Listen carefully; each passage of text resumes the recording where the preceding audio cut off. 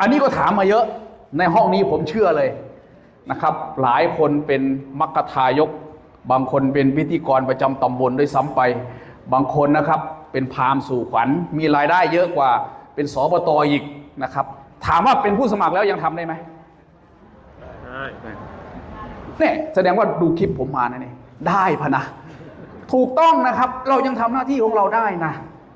ทำได้แต่แยกกันให้ออกว่าทำหน้าที่กับการหาเสียงอย่าไปปนกันท่านก็ทำหน้าที่ของท่านแล้วที่สำคัญเวลาเป็นพิธีกรมันได้ค่าตอบแทนนะแล้วค่าตอบแทนรับได้ไหมน่าคิดนะเขาให้ซองมา300 บาทเองท่านรับได้ไหมได้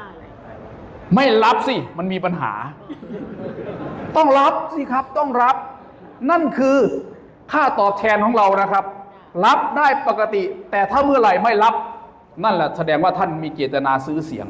ให้เงินทรัพย์สินหรือประโยชน์อื่นใดอันคำนวณเป็นเงินได้ก็คือเงินที่เราเป็นซองนั่นแหละเขาให้เราให้เขาคืนนั่นเท่ากับเป็นการซื้อเสียง